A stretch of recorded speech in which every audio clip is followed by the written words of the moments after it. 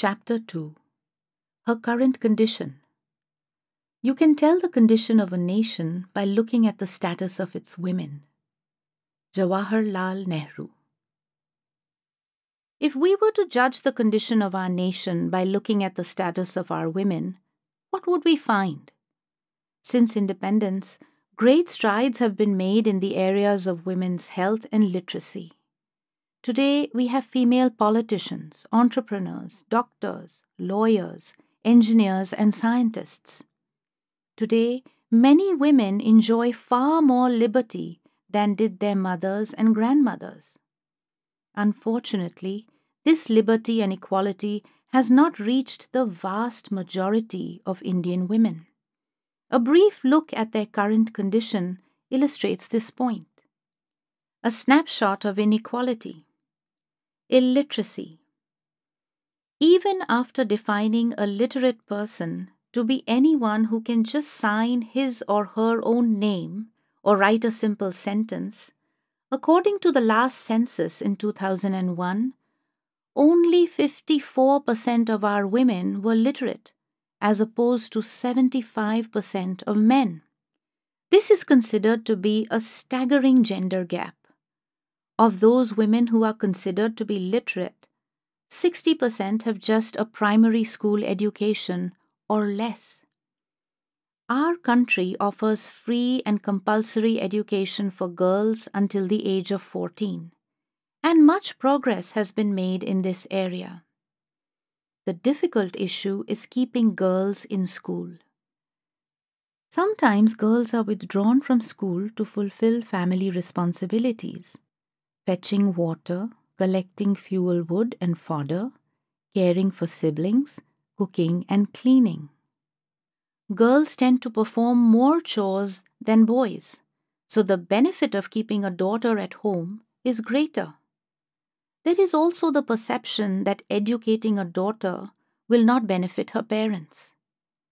In addition, parents worry that if a daughter gets too educated, it will be more difficult to find a match for her, because her husband will have to be better educated than her.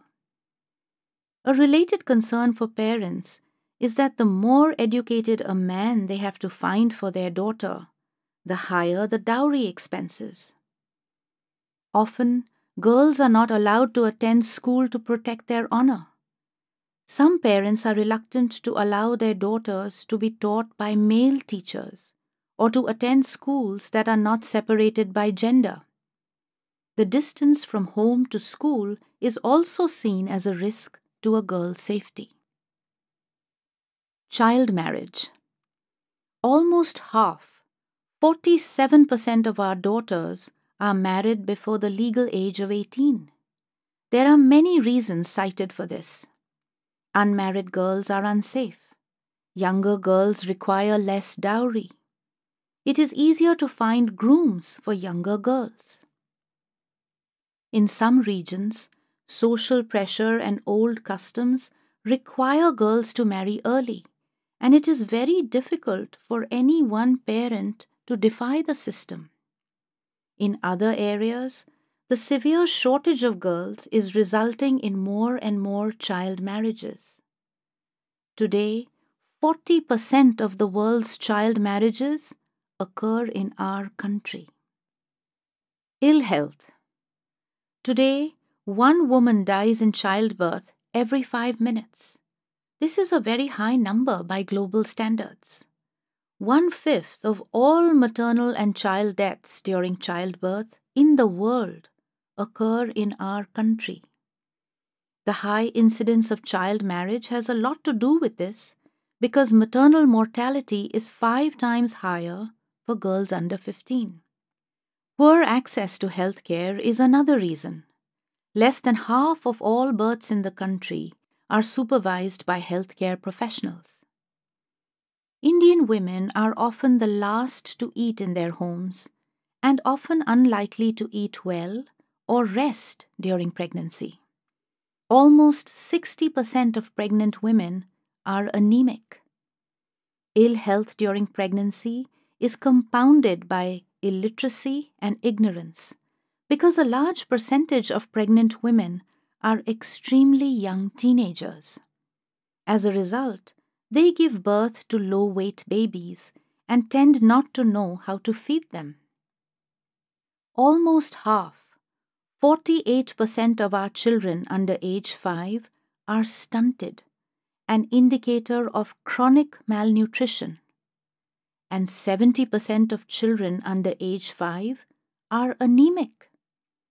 Malnutrition makes children more prone to illness and stunts their physical and intellectual growth for a lifetime.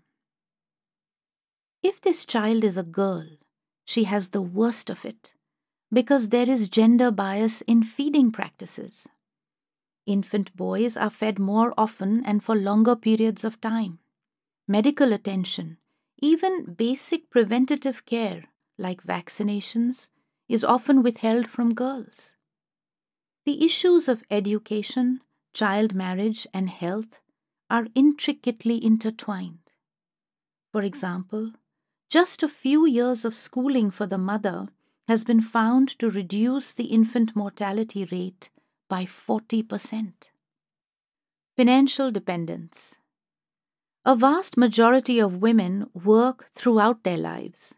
In fact, many households would not survive without the income they bring in. Unfortunately, however, much of a woman's work is invisible because it is not considered important by those around her and not recorded and acknowledged in the national workforce statistics. For example, most of the work women do, the collection of water, fuel, and fodder, for which a woman may have to walk miles, cooking, cleaning, taking care of children and the elderly, and unpaid work on family land or in family enterprises, is completely invisible. Because they work at home, even the activities that contribute towards a living are considered part of domestic work. In his book, Development as Freedom, Nobel laureate Dr. Amartya Sen expresses this point very clearly. He says, men's relative dominance connects with a number of factors, including the position of being the breadwinner, whose economic power commands respect even within the family. While women work long hours every day at home, since this work does not produce a remuneration, it is often ignored in the accounting of the respective contributions of women and men in the family's joint prosperity. Many women are not allowed to join the workforce because it is perceived to diminish the family's status in society. When women do work because the family needs the income, they work both in the home and at a job outside the home, and their working hours are in effect double. In many homes, men's work and women's work are separate and clearly demarcated, and men do not do women's work. It is perceived to be too demeaning. In most industries, women are paid less than men for doing the same work. For example, the increased use of cheap female labor has become an important strategy for landowners to cut costs in agriculture. Employers say they prefer to use women because they are more industrious, work without breaks, and may be hired at 30 to 50% lower wages than men. Despite her tremendous and invaluable contributions, in most homes, the woman herself does not have any control over the money she brings into the family. Her father or husband controls it entirely. Where she does have control, statistics show that she invests more on the family and less on herself than her male counterpart, who tends to spend a larger proportion of his earnings on himself. The great tragedy is that in most families, women do not inherit anything from their parents. They do not own any property in their own names and do not get a share of parental property. Women own less than 1% of all the wealth in India. Social conditioning. In our country, most women are materially, financially, and socially dependent on men, and society offers them few alternatives. In most families, a woman is controlled by her father and brothers before marriage and by her husband and in-laws after marriage. She is conditioned from childhood to be docile, obedient, and domestic. She is excluded from decision-making in every aspect of her life. Her objective in life is to cater to the comforts of the family. As a dutiful daughter, a loving mother, an obedient daughter-in-law, and a faithful, submissive wife. Gender bias restricts her mobility, education, and acquisition of skills, ensuring she cannot earn an adequate income or ever become independent. Many women are not able to make the most basic of choices, whether and when to have a child. They are controlled to such an extent that they must take permission before they go to the market or to visit friends and relatives. Economic dependence makes women vulnerable to violence. Over 40% of Indian women face physical abuse by their husbands. Violence against women in families is often justified as being necessary to discipline them and to punish them for dereliction of duty. What's worse is that women have come to accept this as their lot in life. Studies show that more than half of Indian women consider violence to be a normal part of married life. And more than half of Indian women believe wife beating to be justified in certain circumstances. Despite this, women would choose marriage over widowhood because many widows live deeply unhappy lives on the periphery of society, often blamed for causing the death of their husbands by somehow bringing ill luck. They are shunned at social functions and forced to live extremely restricted lives where everything they do, from what they wear to what they eat, is controlled. This is not by any means a comprehensive snapshot of the inequality faced by women. They face many other issues, from AIDS to increased crime against women. In addition, all these issues are exacerbated when the woman is poor, and a large majority of women in our country live in extreme poverty. Why is this happening? Why do we treat women like this? A step back into traditions, customs, and mores reveals the answer. Son preference. India is in large part, and has been for a long period of history, a patriarchal society. We have always favored our sons. Despite all the economic progress we have made, despite all the progressive education we have received, one thing has not changed. We have a deep-rooted tradition of son preference. Sons are an asset. In our society, sons are considered to be an asset for many reasons. First, sons continue the family lineage. If a family has only daughters, it implies for many people the end of the vansh, the end of the family line. Also, unlike daughters, sons inherit and add to family wealth and property. This is crucial for those who have either property or a business to pass down and want to keep it within the family. A landowner in a village says, "It is only a son that makes a father feel like a man and provides a stick in old age. We have so much of land. If I don't have a son, my brother-in-law's sons will get the lion's share." Due to deep-rooted traditions, it is considered the son's duty to take care of his parents in their old age. Most parents would not consider living with a daughter after she gets married and becomes part of another family. There are other advantages to having a son.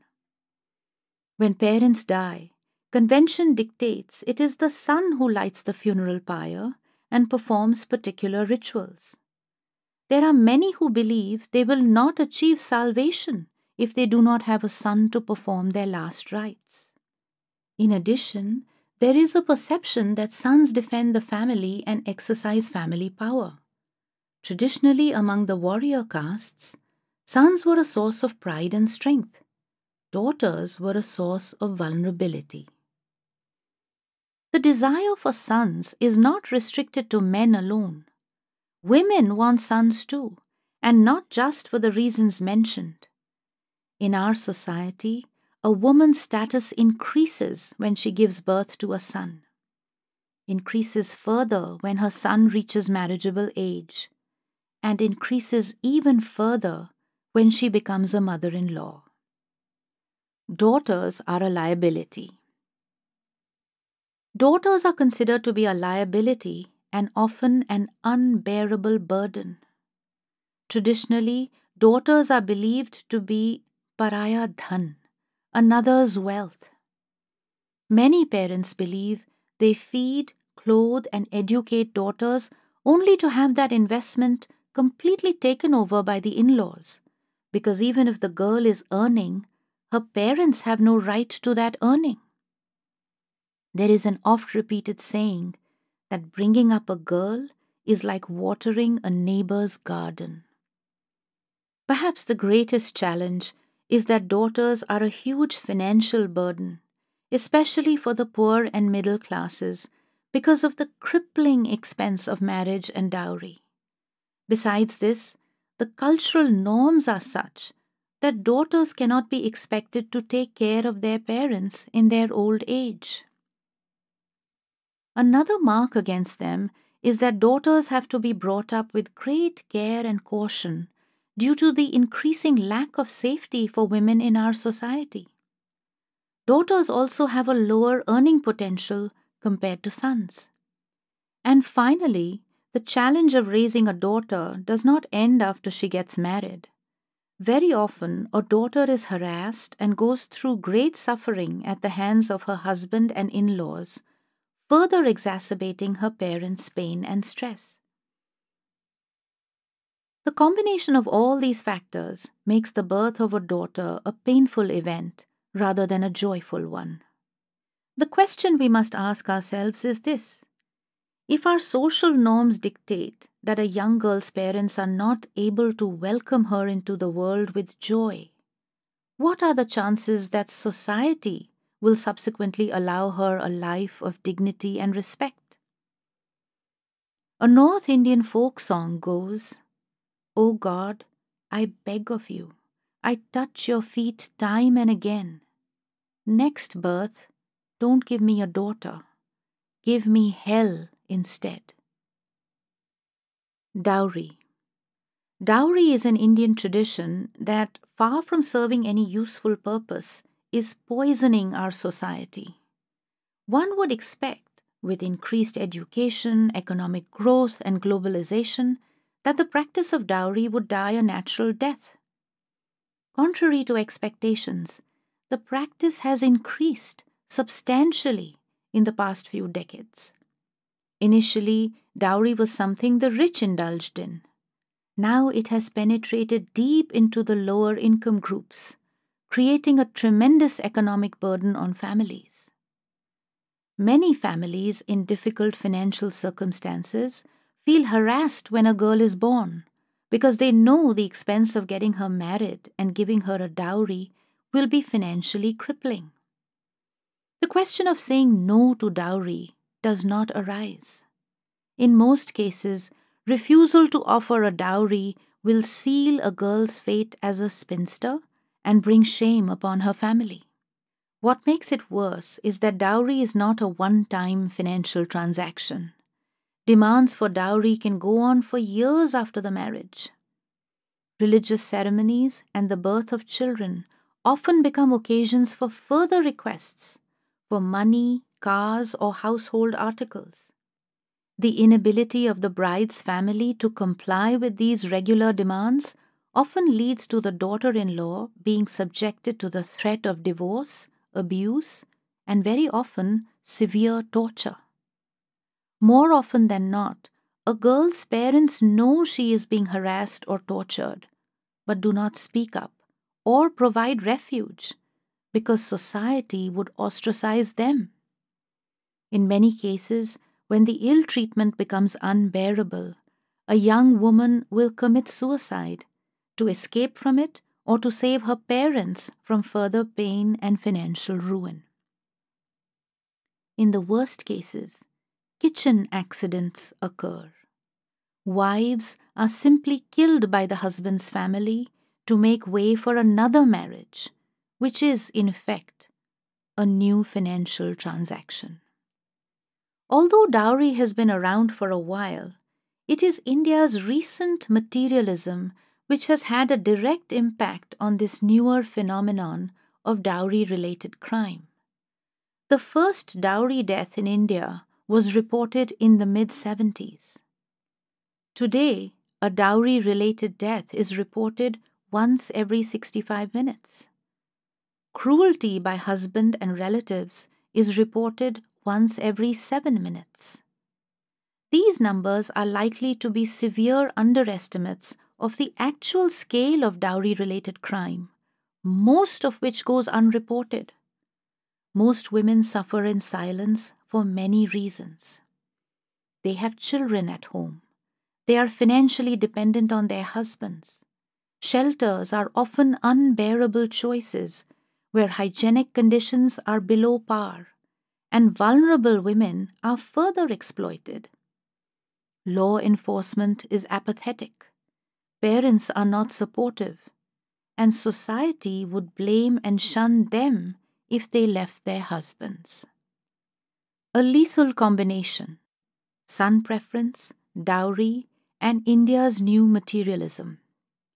Although son preference and dowry are old traditions, they are bumping up against the new India. Fast-paced, materialistic, acquisitive, and technologically savvy, and taking on a new shape. In the new India, modern conveniences and wealthy lifestyles are advertised daily on TV. Those who aspire for this good life see dowry as a means to effortlessly escape poverty, increase family wealth, or acquire modern conveniences. Also, in this new India, status is of increasing importance. Given this scenario, sons are crucial. Sons earn more. Sons can demand dowry and thus bring in even more. Sons can inherit and keep family possessions within the family. And sons can go abroad for work, further enhancing the parent's status. As a result, parents are desperate for sons. To be the parents of a son is an empowering experience. To be the parents of a daughter can be a shattering experience. Son preference and dowry are serious social ills with grave consequences for our daughters. Unfortunately, instead of fighting these social evils, we are trying to solve the problem by getting rid of the girl child. The thinking is, if there is no daughter, there will be no problem. Sex selection. The practice of killing baby girls after they are born, female infanticide, has existed in India for centuries.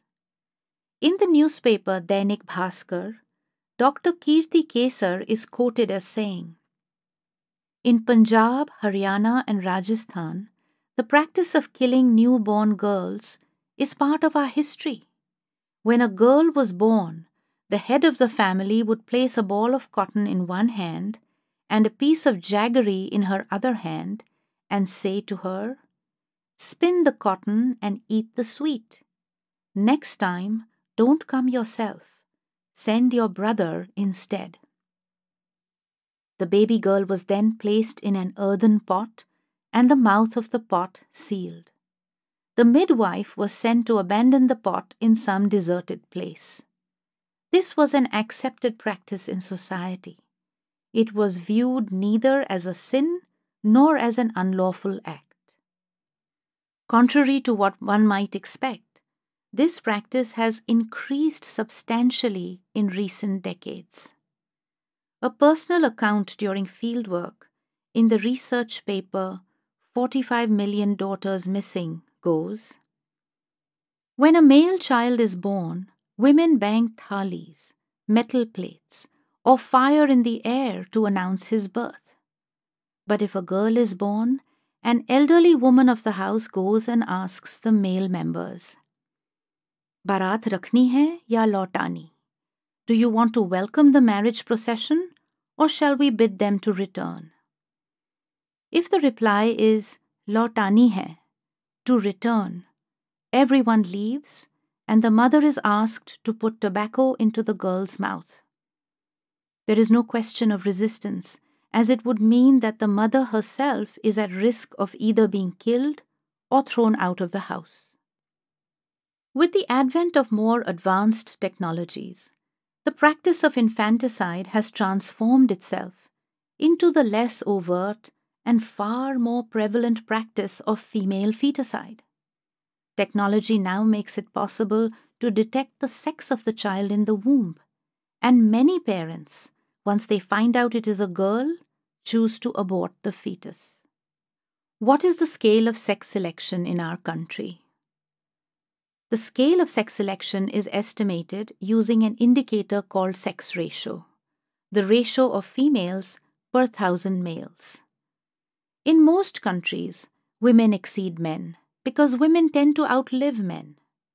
In 2008, Japan had 1,053 women to 1,000 men, and the United States had 1,027 women to 1,000 men. India's estimated sex ratio for the same year is very low, 936 women to 1,000 men. Child sex ratio, a more accurate indicator of sex selection and girl-child neglect, is the ratio of girl children per 1,000 boy children in the age group of 0 to 6 years. The child sex ratio in the census of 2001 was 927 girls to 1,000 boys. It is estimated that over 50 million women are missing from our population today, and this is largely attributed to the practice of sex selection. A UNFPA report estimates that in 1991, up to 48 million women were missing from India's population. The report hypothesizes that if the sex ratio in Kerala in 1991 had prevailed in the whole country, India would have had 48 million more women. If this is an estimate of the number of women missing from the population in 1991, the current number is surely far in excess of that.